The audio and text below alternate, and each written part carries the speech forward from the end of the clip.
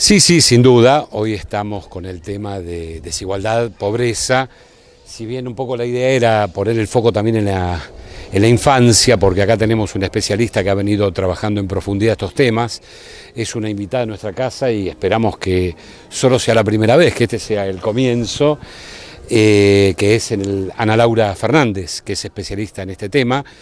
Ella es docente investigadora de la Universidad de General Sarmiento. Si bien en la charla también va a estar un investigador de nuestra casa, que es Agustín Mario, que ha venido trabajando también estos temas, ¿no? Bueno, a ver, es un tema urgente, lo decíamos. Sí, ¿qué tal? La verdad que sí, bueno, estoy muy contenta de estar acá. Primero quería agradecer la invitación y también el esfuerzo de convocar para discutir estos temas, la pobreza en general, la desigualdad en general y sobre todo el tema que se vuelve más grave en la infancia y en la adolescencia. Y bueno, me parece que también es un buen momento para no solo diagnosticar la situación actual, sino empezar a pensar posibilidades a futuro, ¿no? Es un momento de clivaje, digamos, en ese sentido. Bueno, la Universidad de General Sarmiento es una universidad que también tiene influencia en nuestra región. Sí, exacto, como decía recién, estamos casi en la vecindad, ¿no? Somos vecinos, otra de las universidades del conurbano que fue creciendo un montón en los últimos años y que bueno, esperemos que siga así también. A través de investigaciones, ¿qué han detectado?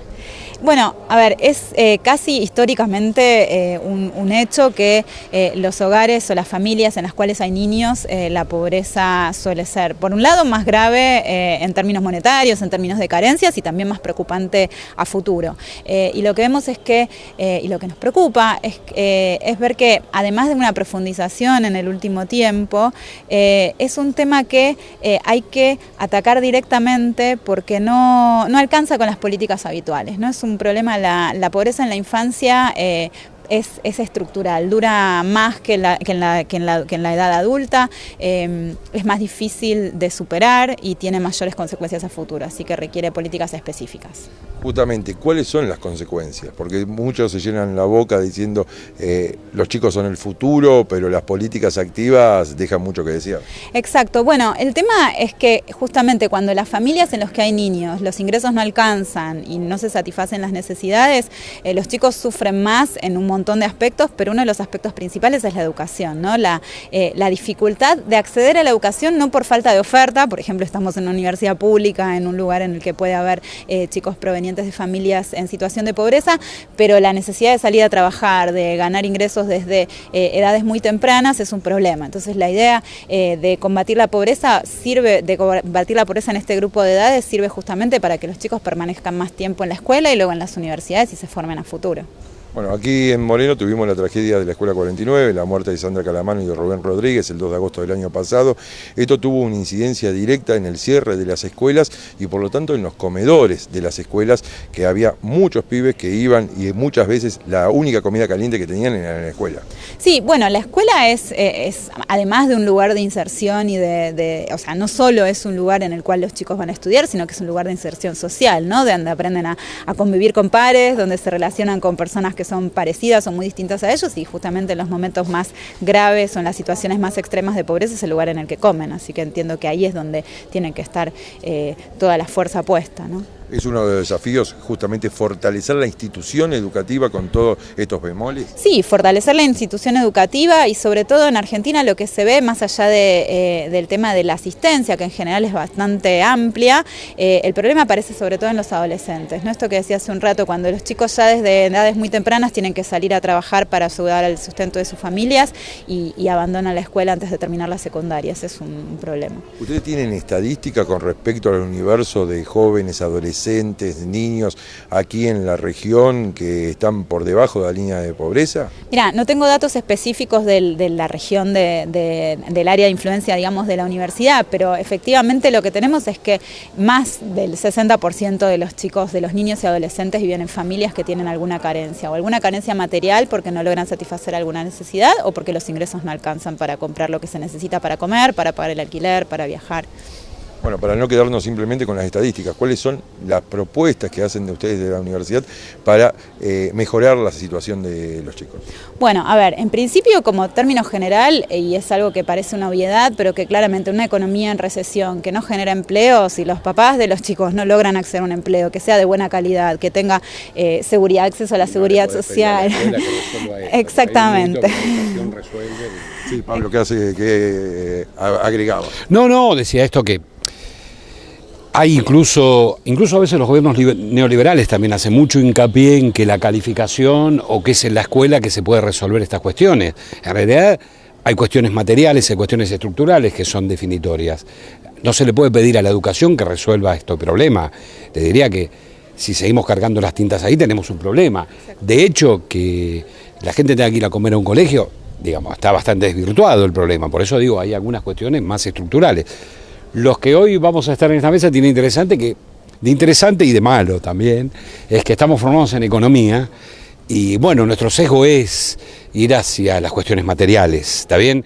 Y acá aparece esta relación complicada, ¿no? Que tiene que ver con el crecimiento económico. Nosotros seguimos pensando que la clave pasa por tener desarrollo económico, si bien también es cierto que es una relación compleja, porque no siempre el crecimiento económico, como muestra América Latina, resuelve este problema por sí solo. ¿Está bien?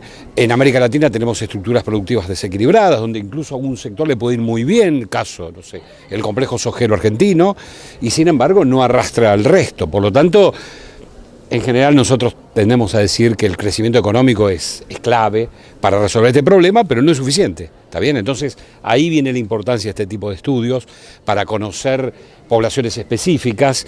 Nosotros en general creemos en las políticas universales para resolver estos problemas y en los casos de acumulación de tantos años de problemática seguramente hay que pensar en políticas focalizadas, ¿no? Que traten de resolver el problema. Siempre los que tenemos la deformación de economistas tendemos a ver estas cosas, ¿no? No sé si lo compartís, Ana, ¿no? Sí, totalmente, ¿no? Pensando en una economía que crezca sana, con creación de empleos de calidad, y eso es lo que quiero enfatizar, ¿no? Porque simplemente el crecimiento económico y la changa, el rebusque, el empleo informal, la verdad es que lo que muestra es que es insuficiente para sacar a las familias de la pobreza, ¿no? Entonces, porque crecimiento no es lo mismo que desarrollo. Crecimiento no es lo mismo que desarrollo, creación de empleo no implica necesariamente empleo de calidad, no implica necesariamente salarios suficientes, ¿no? Entonces ahí el Estado aparece también como un actor fundamental en interviniendo en las negociaciones colectivas, incentivando las negociaciones colectivas de trabajo entre los trabajadores asalariados, garantizando mejoras en las condiciones de trabajo de todas las familias, de todos los trabajadores, y con el pilar de la política social, ¿no? Porque también los ingresos laborales lo que muestran y han mostrado en los años de crecimiento, de extraordinario crecimiento, en el cual la pobreza se redujo, pero siguió siendo relativamente alta para lo que nos gustaría.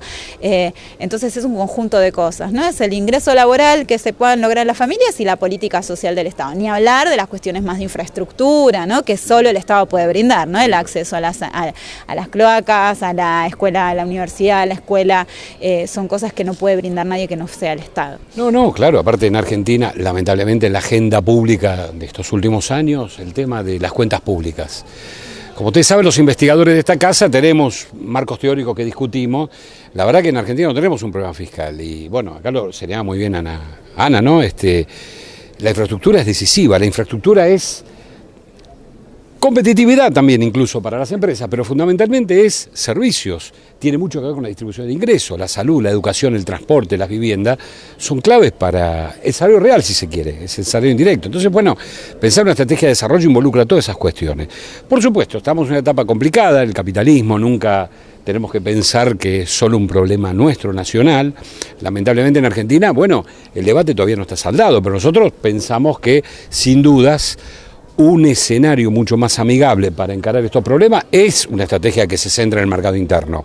Insisto, como muy bien decía Ana, es condición necesaria, no es suficiente. Ahora, no tenemos convencidas nuestras élites, ¿está bien? Nosotros tenemos sectores dominantes que están muy integrados, digamos, están transnacionalizados, están integrados a esa globalización financiera que bueno, da para mucho hablar y que bueno, ellos mismos no demandan desarrollo económico. Entonces, bueno, tenemos una cuestión que, bueno, fundamentalmente es política, ¿no? ¿Qué queremos decir con esto? Hay teorías, hay cuestiones que pueden explicarse porque, bueno, evidentemente una estrategia central en el mercado interno es mucho más favorable. Yo soy de los que piensan que es una condición necesaria. Pero bueno, nosotros sabemos que el capitalismo, por definición, es la acumulación de capital y no necesariamente su esfera de reproducción pasa incluso por la producción, ¿no? Hoy estamos en un mundo donde se han creado muchas opciones financieras. Bueno, ahora nosotros tenemos un escenario complicado con el lastre de la gran deuda externa que tenemos, esos condicionamientos, pero bueno,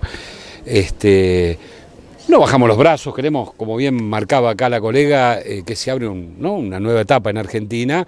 Y bueno, nosotros desde nuestra Universidad del Conurbano, que conocemos bastante más de cerca esta problemática, pensamos que hay posibilidades de pensar eso. Acá somos muy claros, decimos que hay que poner plata en los bolsillos de la gente, que eso empieza a motorizar una serie de cosas. Y bueno, después ya para la sofisticación en teoría económica, hasta podríamos decir que hay que aumentar el gasto público para reducir el déficit fiscal. Y esas se las dejo porque es bien, esa es una provocación. Hay evidencia empírica en estas cosas, ¿no? Bastante contundente. En los países desarrollados, en la década del 60, todos casi no tenían déficit fiscal, cuando crecía mucho la economía y gastaban mucho más que ahora. Esto va muy contrasentido de lo que se anda diciendo, ¿no? Cuando aparece esta agenda del déficit fiscal, es cuando más crece el déficit fiscal, porque las economías en recesión, pero estos son problemas políticos, ¿no? A nosotros nos gusta mucho Kalecki acá, cuando hablaba de por qué los grandes empresarios también tienen restricciones políticas para pensar el pleno empleo, para pensar la reactivación económica, porque bueno, el pleno empleo genera fortalecimiento, ¿no?, de los sectores populares bien como son, piden más cosas, a veces los empresarios prefieren hasta fundirse, a veces, ¿no? Pasa eso, suena pedante como lo digo, pero tienden a simpatizar con opciones que pareciera que les da más orden, más tranquilidad, prefieren más disciplina. Bueno, qué sé yo, esto es un problema político, más que nada cultural, de que tenemos que saltar la valla de esta discusión que solo nos entrampa en un ciclo vicioso, ¿no? Pero bueno, ya ella sabe mucho más que yo de estas cosas y ya estamos en una situación muy grave, extrema, digamos, ¿no?, donde ya se está cuestionando el derecho mismo a comer. Entonces, bueno, igual no somos pesimistas, ¿no? No sé qué pensar. No, digo, de nuevo, yo entiendo que ahora se abren nuevas discusiones, una posibilidad de volver a discutir desde el Estado, el rol que el mismo Estado tiene que tener, porque, o sea, definitivamente la lucha contra la pobreza tiene que ser una bandera del Estado y es el Estado el que la tiene que llevar adelante. No importa cuánto se esfuerce la persona individual, el mérito que tenga individual, eso no sirve para mejorar la situación, ni personal ni del conjunto, ¿no?